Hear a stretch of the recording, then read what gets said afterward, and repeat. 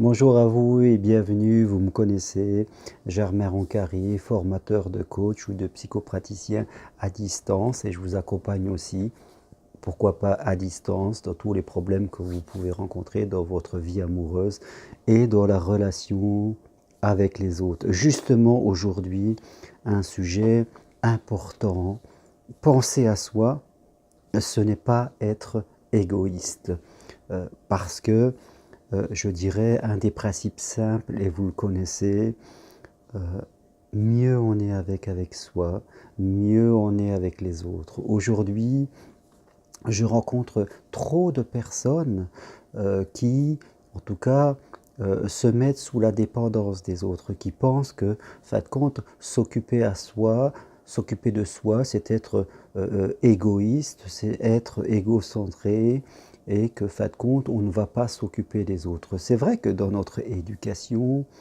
il y a quelques années en tout cas, s'est développée l'idée, la valeur que quand on pense aux autres, c'est quelque chose d'important.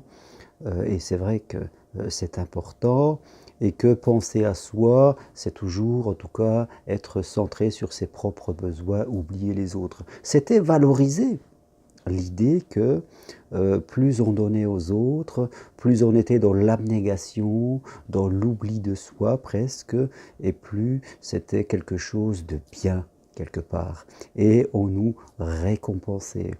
Et encore aujourd'hui, en 2019, dans certaines familles, dans certains couples, en tout cas, il y a beaucoup de personnes qui ont du mal à penser à elles, qui ont des difficultés à se mettre à la première place, à prendre du temps pour elles.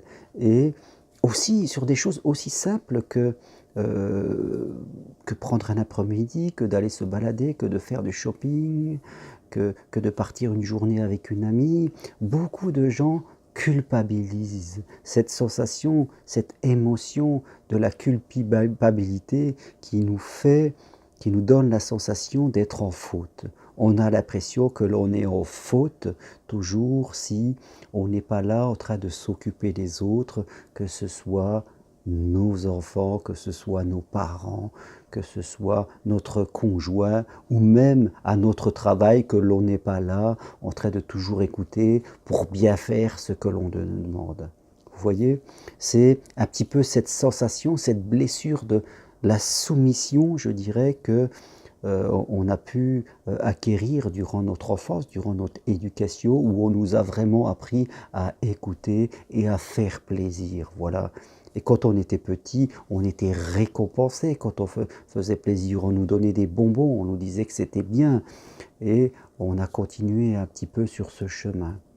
Et puis des fois, on se retrouve adulte, on fait encore plaisir, on prend les dossiers, on a un petit salaire, et puis on fait beaucoup de travail, on est vraiment dans ce labeur, vous voyez, et on accepte des choses qu'on ne pourrait pas accepter. Mais râler, dire non, c'est quelque chose où l'on a du mal parce qu'on a l'impression d'être en faute. Non, je suis là pour faire plaisir, je suis là pour écouter, je suis un enfant qui écoute les autres qui sont dans la position de parents.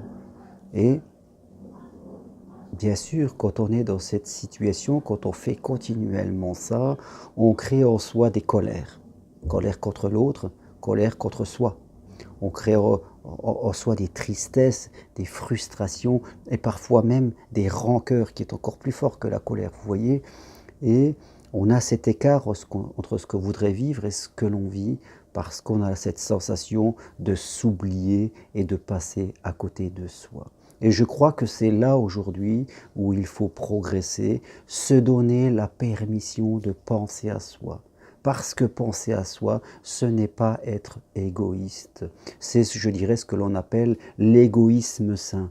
Plus je pense à moi, au moins 50%, mieux je suis avec moi et mieux je serai avec les autres. Parce que je serai avec les autres sans rien d'attendre en retour. Je serai avec les autres parce que je suis bien avec moi-même, parce que je m'occupe de moi et je pourrais mieux être avec les autres. Sinon, je risque de m'occuper des autres, mais avec de la rancœur, parce que j'attends des choses en retour. J'attends la permission de m'occuper de moi. Mais vous n'avez pas à avoir la permission de vous occuper de vous. Vous la prenez, cette permission. Vous vous la donnez à vous-même. C'est important.